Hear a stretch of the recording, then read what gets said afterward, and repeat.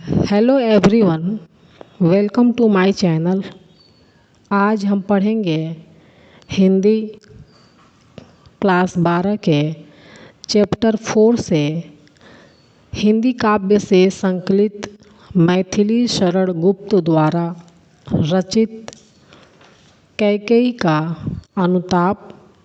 तो वीडियो को शुरू करने से पहले मेरी आप सबसे रिक्वेस्ट है कि अगर आप मेरे चैनल पर नए हैं तो प्लीज़ मेरे चैनल को सब्सक्राइब कर दें और बेल आइकन को प्रेस करें ताकि आने वाली नोटिफिकेशन आप तक सबसे पहले पहुंचे। आइए देखते हैं कैकेयी का अनुताप। पहली पंक्ति है, तदनंतर बैठी सभा ऊटज के आगे, नीले वितान के तले दीप बहु जागे। कवि कहता है कि उसके बाद सभा के सभी लोग कुटिया के सामने बैठे और नीले आकाश के नीचे बहुत सारे तारे सुशोभित हो रहे थे। टकटकी लगाए नयन सुरों के थे वे, परिणामोत्सुक उन भयातुरों के थे वे। और सभी देवतागण भी आकाश में टकटकी लगाए हुए सभा में परिणाम को जानने के लिए उत्सुक हो रहे थे।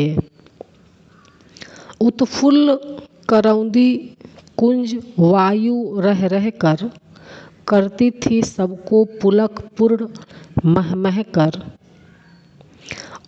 और करौंदी कुंज की हवा रह रह कर सभा की ओर आ रही थी और सभा में बैठे हुए लोगों को अपनी ओर पुलकित कर रही थी, उनके मन को अपनी ओर पुलकित कर रही थी। वह चंद्रलोक था कहाँ चांदनी वैसी, प्रभु बोले गिरा गंभीर निर्निधि जैसी। और सभा को देखकर ऐसा लग रहा था कि कोई चंद्रलोक हो और वहाँ जैसी चांदनी थी वैसी कहीं और चांदनी नहीं थी। और प्रभु श्री राम ने समुद्र के समान गंभीर वाणी में बोलना आरंभ किए। तो प्रभु राम ने क्या बोले, आगे देखते हैं। हे भरत भद्र, अब कहो अभीप्सित अपना, सब सजग हो गए भंग हुआ ज्यों सपना। श्री राम कहते हैं कि हे भरत भाई, तुम अब अपनी इच्छाओं को बताओ। और उनकी इस बात को सुनकर सभा में बैठे हुए लोग सजग हो गए। हे आर्य, सभा में बैठे हुए सभी लोग सजग हो गए और ऐसा लगा कि उनका सपना भंग हो गया हो। अगली पंक्ति है, हे आर्य, रहा क्या भरत अभीप्सित अब भी, मिल गया अकंटक राज्य उसे जब तब भी। भरत कहते हैं कि हे भाई, क्या अब भी इस भरत की कोई इच्छा रह गई है जिसे बाधा रहित राज्य मिल गया हो। अगली पंक्ति है, पाया तुमने तरु तले अरण्य बसेरा, रह गया अभीप्सित शेष तदपि क्या मेरा। भरत कहते हैं, आपको वृक्ष के नीचे अर्थात जंगल में रहने को बसेरा मिला और अब मेरी शेष इच्छा क्या बाकी होगी। तन तड़प तड़प कर तप्त ताप ने त्यागा, क्या रहा अभीप्सित और तथापि अभागा।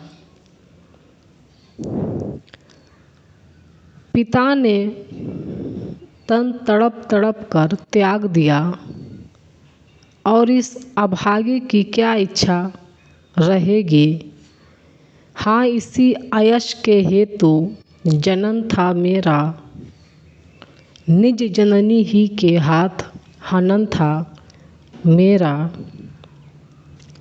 इसी अपयश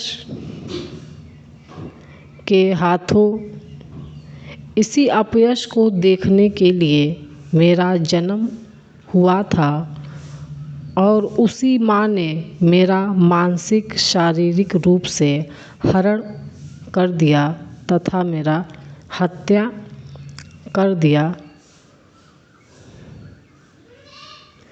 अब कौन अभीप्सित और आर्य वह किसका, संसार नष्ट है भ्रष्ट हुआ घर जिसका।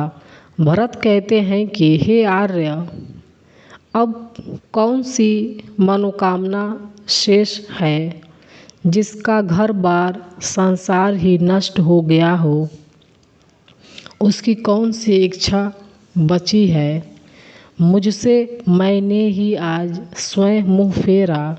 हे आर्य, बता दो तुम ही अभीप्सित मेरा। भरत कहते हैं कि मुझे स्वयं से ही, स्वयं पर ही घृणा होती है। मैं अपने आप से ही मुँह फेर लिया हूँ। हे भाई, अब आप ही बता दें कि मेरी कौन सी इच्छा है जो बाकी है। प्रभु ने भाई को पकड़ हृदय पर खींचा, रोदन जल से सविनोद उन्हें फिर सींचा।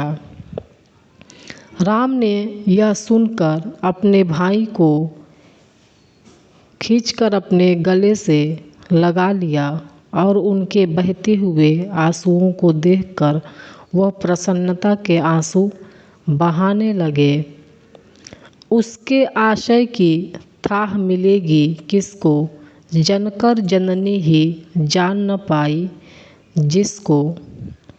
और उन्हें पुचकारने लगे, उन्हें सांत्वना देने लगे, और यह कहने लगे, जब माँ ही जन्म देकर उसकी आशा की थाह को नहीं जान पाई तो उसे कौन जान पाएगा। तो ये था कैकेयी का अनुताप, कैकेयी के अनुताप का पार्ट 1, क्योंकि जो इनकी कविता है वह